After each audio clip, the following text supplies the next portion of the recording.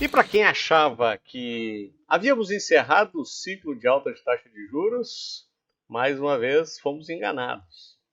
0,25 de alta, juros a 15% ao ano e a maior taxa desde 2006.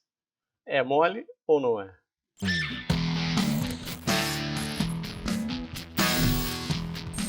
Olá, amigos da Focalize, sejam muito bem-vindos ao nosso bate-papo da sexta. Esse espaço aqui que debatemos o que está impactando os mercados, a influência nos preços e tentamos projetar o que aguardamos, né? O impacto disso e como é que os ativos tendem a se comportar, né? Utilizando especialmente aí as nossas impressões sobre o que a gente vê sobre o mercado e dando uma olhadinha nos gráficos também. Essa leitura gráfica também acaba nos ajudando a fazer algum tipo de projeção aqui para vocês. E como a gente tem recebido bastante gente nova aqui no canal nos últimos meses, e apesar do canal já ter bastante tempo de vida, né, meu nome é André Momberger, sou um dos fundadores aqui da Focalize e toda sexta-feira estamos aqui para passar esse recado aqui para vocês. No nosso canal temos outros conteúdos também produzidos, especialmente nosso podcast, que inclusive essa semana está com o episódio 66, inédito, já disponível aqui para vocês. E esse episódio ficou muito interessante, porque falamos de resiliência. Entrevistamos um empresário que desde os 15 anos já arrisca-se, nunca teve uma CLT na vida, quebrou 2 vezes e hoje comanda uma empresa milionária. Então, essas histórias inspiracionais geralmente são muito interessantes de ouvir, porque a gente tira algum insight para os nossos próprios negócios. Então, está disponível em todas as plataformas, inclusive aqui no YouTube, para vocês. Bom, não preciso dizer que o fato mais relevante da semana, apesar de uma semana mais curta, com o feriado de ontem, foi o aumento da taxa de juros por parte do Banco Central. Eu, particularmente, era do time que acreditava que houvesse a manutenção. Eu estava naqueles 40%, né, porque tinha 60% que acreditava nesse 0,25 e 40% que não acreditava. Eu estava no time dos 40% e erramos e fomos a 15%. Particularmente quando a gente tenta entender esse processo, eu sempre acabo trazendo algum tipo de analogia com a simetria de risco, né? Porque esse 0,25, o impacto efetivo de 14,75 para 15, sob o ponto de vista de política monetária, na minha visão, o impacto ele é muito menor do que o impacto psicológico. Porque se pegarmos o noticiário do aumento de 15% durante toda essa semana, ele foi muito maior do que foi o 0,5% até os 14,75. Claro, porque o número ele chama atenção, porque é um número que já não batíamos há muito tempo, né? Já vamos para mais de quase 20 anos que não atingimos uma taxa de juros, número 15 em si, e obviamente que o peso de 15% de taxa de juros sobre a economia é bastante pesado. Então, o efeito é muito mais maléfico do que benéfico. Sem contar, obviamente, na taxa de carrego da nossa dívida, né? Se colocarmos esse 0,25 sobre o custo da dívida, praticamente anula o ganho que o ministro Haddad estava tentando com o IOF, que também é outro assunto que deverá ser debatido no nosso Congresso. E os deputados, seja por entender que não é aceitável mais aumento de impostos no Brasil, ou talvez por uma ferramenta de negociação com as famosas emendas parlamentares. A gente nunca sabe o que está por trás de tudo isso. E ainda mais a MP, que aumenta a tributação em vários investimentos isentos. Já falamos bastante disso no comentário da semana passada, e a nossa discordância também em relação a esse fato. Bom, o que aconteceu com os preços, então? Então, quando a gente coloca o nosso... Eu vou começar com a taxa de juros, especificamente aqui, que é o nosso DI 27, ele já reflete a expectativa. Então, quando tínhamos a expectativa de não aumentarmos mais, já havia uma projeção, inclusive, de fecharmos o ano de 26 abaixo dos 14%. Hoje, com esse aumento, e o próprio comentário do Galípolo em relação aos próximos passos, que teoricamente agora 15 encerra esse ciclo, mas ele vai ficar por um longo tempo. O que é longo a gente também não sabe o que é. Mas eu imagino que seja no mínimo durante todo esse ano e talvez parte do ano que vem.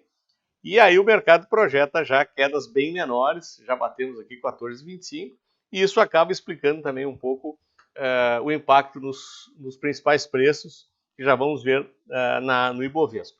O Ibovespa, então, hoje sofre uma correção um pouco mais intensa, e aqui, claro que reflete a questão da taxa de juros, mas também um pouco do cenário externo, ainda geopolítico, bastante confuso. Nós ainda não temos uma definição clara de para onde caminha o conflito de Israel com o Irã, a entrada ou não dos Estados Unidos, isso tudo faz preço. E, ironicamente, né, o Putin declarando veementemente que é contra o ataque de Israel ao Irã. Né? Isso até parece uma piada pronta, né? O Putin condenando algum ataque. Né? Então, mas fazer o quê, né? É o que é. Isso acaba refletindo. Nós tivemos aqui uma pressão vendedora bem intensa no pregão de hoje, mas ainda não alterando em nada a tendência. Eu gosto de botar o gráfico semanal, porque o semanal ele limpa bastante a volatilidade e fica um pouco mais claro. Quando a gente olha o gráfico semanal, o que a gente visualiza? Repare que a média de 9 semanas, que é uma média de referência para manter aqui a tendência primária e secundária, não mudou absolutamente nada. Continuamos aí com firmes e fortes na tendência de alta, a de 21 também alinhada, a de 55 lá embaixo. Então repare que esse canal segue firme e forte. Tivemos, obviamente, pelo diário, essa correção aqui, já vou voltar ao gráfico diário, mas ainda em região de suporte, o índice um pouco mais lateral nas últimas 3, 4 semanas, mas a tendência primária e secundária não foi perdida e qualquer movimento aqui que o mercado entenda que possa ser mais benéfico, provavelmente voltaremos aqui a visualizar subidas no nosso principal índice. E o dólar? O dólar está bastante interessante. Aqui também reflete um pouco o movimento da queda do dólar em relação a todas as outras moedas, a cesta de moedas, DXY, né? Mas vocês devem lembrar, para quem segue os nossos comentários há mais tempo, que falávamos da expectativa de batermos aqui nos 5,50. Essa região eu considero uma região de suporte bem importante. Hoje falava com um cliente que tem, além de viagens programadas para o exterior, ele também gostaria de aumentar o seu posicionamento em moeda forte e perguntava se estaria ou não na hora de aumentar a sua pedida em relação à compra de dólares ou de euros, enfim, qualquer outro ativo, qualquer moeda que seja mais forte que o real. Eu diria que nesse patamar eu sou muito mais comprador do que vendedor. Dá para cair mais? Sim, o gráfico aponta ainda que estamos em tendência de baixa, poderíamos cair mais, mas eu não acredito que caia muito mais do que isso.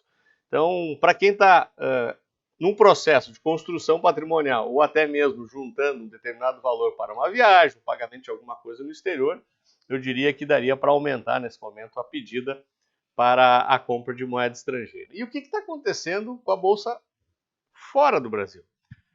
Especificamente, mercado americano, quando a gente olha para a Nasdaq, que a gente vê aquela recuperação, né, isso aqui muito mais impulsionado pela possibilidade de acordo entre Estados Unidos e China, ainda não precificando a questão da entrada ou não dos Estados Unidos na guerra da Israel contra o Irã, S&P rigorosamente com o mesmo movimento. Se plotássemos um gráfico em cima do outro, veremos que é muito parecido o movimento gráfico. A Europa sentindo um pouco mais, é natural, está um pouco mais próximo lá do conflito, tem impactos em relação aos seus negócios um pouco maiores, então já vem sentindo um pouco mais os preços, e a gente verifica no VIX que, apesar da subida, em certa medida eu diria que está relativamente comportada na região dos 21. Claro que é melhor estar abaixo dos 20, que mostra que o índice do medo está controlado e muito mais afeito ao risco, né? Mas acima de 20, próximo dos 20, 21, como está aqui, eu diria que não é o índice do medo, né? É o índice do receio só. Então, isso aí acaba ajudando a confirmar aquele movimento das bolsas muito próximo das máximas E por enquanto, né, o Trump falou que vai esperar 2 semanas para tentar uma negociação com o Irã, para verificar como é que esse processo anda. Então o mercado anda bastante em compasso de espera em função do imbróglio geopolítico que estamos enfiados, né? Então é a questão do Oriente Médio, a própria questão da Rússia com a Ucrânia, inclusive Trump também comentou alguma coisa em relação aos embargos aos russos. Os Estados Unidos já perdeu bastante dinheiro com esse embargo, então até isso quer ser estudado. Então tem muita coisa para acontecer e, evidentemente, as tarifas que continuam sendo negociadas bilateralmente, os novos acordos, mas talvez o mais esperado de todos ainda seja o acordo entre Estados Unidos e China. Então, muita coisa para acontecer ainda, mas as expectativas, tendo em vista o que a gente viu nos gráficos, ainda permanecem bastante positivas. Pessoal, lembrando então, episódio 66 do Aposentado Rico disponível para vocês. Se gostaram, deem o seu like, assinem aqui os nossos canais para serem notificados sempre das novidades. Espero que tenham todos um ótimo final de semana e vejo vocês no próximo vídeo. Até lá!